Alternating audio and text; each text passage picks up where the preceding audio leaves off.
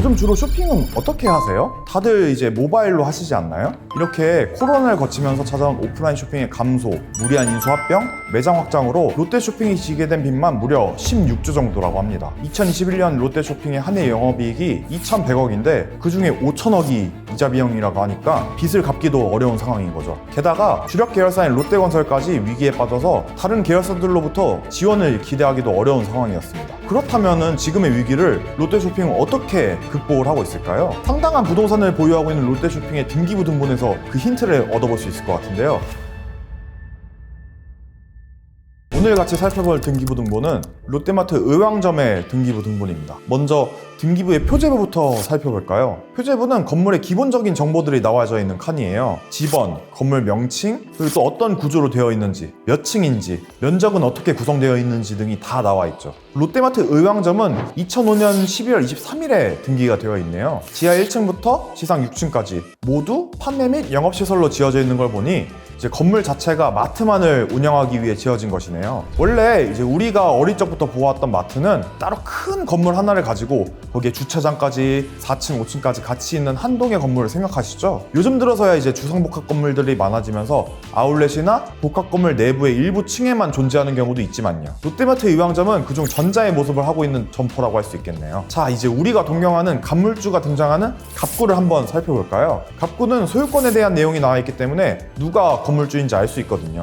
롯데마트 의왕점은 처음에 롯데쇼핑 주식회사가 소유권 보존 등기를 했다가 이후 2019년 롯데 위탁관리 부동산 투자회사 주식회사라는 긴 이름의 회사로 매매되어 소유권이 넘어갔네요. 왜 롯데쇼핑은 자신들이 보유하고 있던 롯데마트 의왕점을 이 회사로 매각했을까요? 이 어려운 이름의 회사는 우리에게 상당히 익숙한 회사인 롯데 리츠입니다. 리츠 많이 들어보셨죠? 투자, 특히 부동산 쪽 투자에 관심이 많으신 분들은 잘 아실 텐데요. 리츠는 부동산에 투자하여 이익금의 대부분을 이제 투자자들에게 분배하는 특수목적 회사나 관련 투자 신탁을 가리킵니다. 그렇다면 여기서 의문이 드는 것은 왜 롯데쇼핑은 잘 가지고 있던 롯데마트 의왕점의 건물과 토지를 롯데 리츠라는 회사에 넘겼을까입니다. 리츠 회사에 의왕점을 팔고 임대료를 납부하면 롯데 리츠 입장에서야 이제 안정적인 임대 수익을 얻게 되는 것인데, 그러면 임대료만 발생할 뿐 롯데쇼핑 입장에서는 좋은 게 별로 없어 보이거든요. 하지만 저는 이게 롯데쇼핑에 굉장히 이득이 있는 결정이었다라고 생각합니다. 원래 이제 리츠는 과거부터 급하게 돈이 필요한 국가나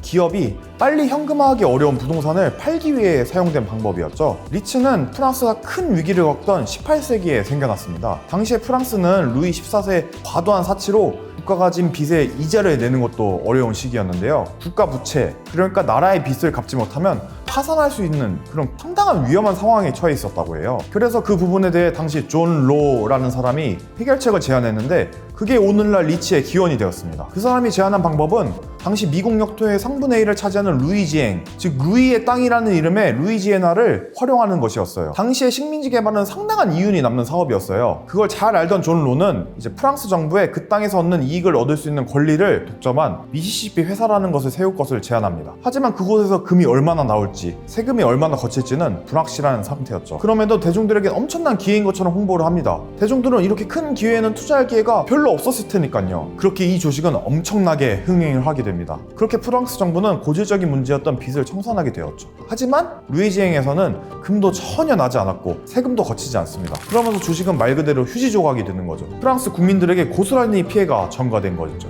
이때까지만 해도 리츠는 제도화된 방식은 아니었습니다. 이것이 1960년대 들어 미국에서 최초로 부동산 투자 신탁법이라는 것이 제정되면서 제도화가 됩니다. 근데 처음에 리츠는 크게 흥행을 하지 못합니다. 리츠가 크게 흥행을 하게 된 건 한참 뒤인 1991년부터였어요. 처음에는 리츠는 국가나 기업이 급하게 돈이 필요한 위기 때 등장을 한다고 말씀드렸잖아요. 미국의 1990년대가 바로 그런 상황이었습니다. 2차 세계대전 직후 일본, 독일이 이제 미국의 제조업을 위협하기 시작했고요. 산유국은 석유 생산량을 낮춰서 기름값은 치솟았습니다. 그러니까 기업들이 부동산 자산을 팔아서라도 현금을 마련해서 생존을 해야 하는 상황이 온 거죠. 근데 심지어 팔 수도 없었던 상황이었다고 해요. 이전 시기에 건설사들이 상업용 건물들은 너무 많이 지어놨는데 기업들이 어려워서 건물의 임차인도 채워지지 않고 심지어 금리까지 올라가서 건물이 이제 매력적인 투자처가 아니게 된 거죠. 결국 미국에서 어려움이 처한 기업들에게 부동산을 현금화할 수 있는 기회를 제공하면서 리츠는 빠르게 성장을 하게 됩니다. 그리고 한국에서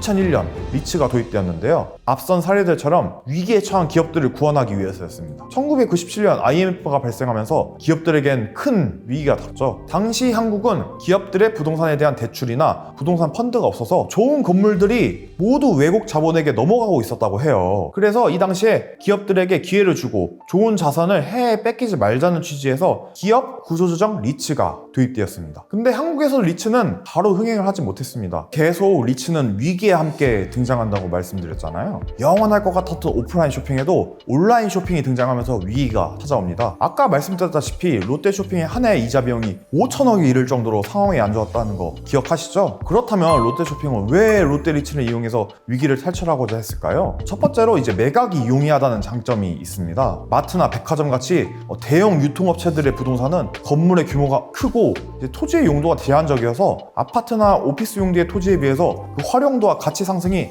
매우 제한적입니다. 따라서 매입하는 사람 입장에서는 독일한 유통업체가 계속 그 부동산을 사용하지 않는 이상 용도도 제한되고 가치 상승도 크지 않을 것 같은 부동산을 큰돈 들여서 사야 되기 때문에 그다지 매력적이지 않아 인기가 없습니다. 그러나 이제 리츠는 리츠가 소유한 부동산의 임대료 등을 통해 수익을 얻고 이를 배당하는 형식으로 투자자들에게 안정적인 수익을 얻게 하는 것이 주된 목표이자 셀링 포인트이기 때문에 마트나 백화점에 대해서 이제 롯데쇼핑이 책임 임대차 등의 방식으로 장기간 이를 임차하고 매년 임차료를 지급하는 것이 가치 상승이나 시세 차익보다 훨씬 더 매력적인 요소로 다가옵니다. 이에 롯데리츠 상장 당시 많은 개인 투자자들이 몰려들며 흥행에 성공하기도 하였죠. 두 번째로 롯데쇼핑의 자회사로 롯데리츠를 만들기 때문에 어쨌든 롯데쇼핑 입장에서는 겪을 수 있는 리스크도 줄일 수 있습니다. 예를 들면은 이제 롯데쇼핑이 마트나 백화점을 아예 다른 리츠나 펀드에 매각을 해버리게 되면 그들은 이제 롯데와 관련이 없는 회사이고 따라서 그들의 투자자들의 이익을 위해 활동을 하게 되겠죠. 장기적으로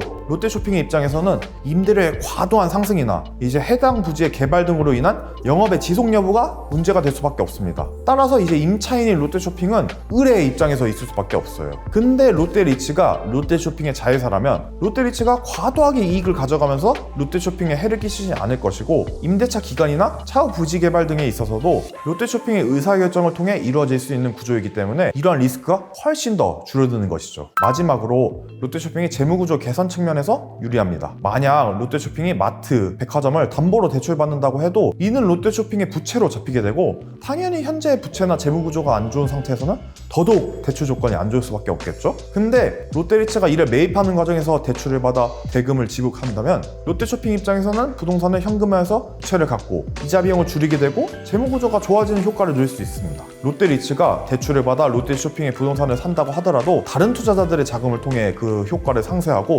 세금적으로 절세의 효과도 누릴 수 있으니까요. 금리 상승으로 인한 부동산 침체, 오프라인 커머스 위기에 빠진 기존 커머스 기업들에게는 절호의 찬스였습니다. 이와 같은 장점들을 고려해서 롯데쇼핑 혹은 롯데쇼핑과 같이 일한 금융 전문 변호사분들이 이러한 리츠 구조를 생각하지 않았나 싶습니다. 신세계, 홈플러스 같은 유통기업들 모두 리츠를 도입하고 싶어 했지만 결국 롯데리츠만 롯데쇼핑에서 롯데백화점 강남점을 현물 출자하고 오늘 등기부에서 보여드린 의왕점부터 다양한 지점을 리츠에 매각한 다음 상장에 성공하게 됩니다. 처음에 제가 롯데리츠는 롯데쇼핑에 굉장한 이득이 될 결정이라고 말씀드렸는데요. 이유는 바로 위기에 필요한 현금을 확보하는 동시에 재무구조 개선이라는 두 마리 토끼를 큰 리스크 없이 얻을 수 있기 때문이었습니다. 롯데쇼핑은 롯데리츠의 공모 및 대출을 통해 약 2조 원 정도의 현금을 마련했습니다. 부동산들은 자산으로 잡히긴 하지만 현금화하는 데 시간이 걸리기 때문에 롯데쇼핑의 현금 유동성 측면에서는 발목을 잡고 있던 요인이었습니다. 하지만 이를 리츠를 통해 해결함과 동시에 담비와 같은 유동성 현금을 마련할 수 있었죠. 이 과정에서 현물 출자를 통해 양도 차익에 대한 세금은 뒤로 미뤄졌고 부동산을 매각하면서 기존에 내야 했던 보유세도 절감했습니다.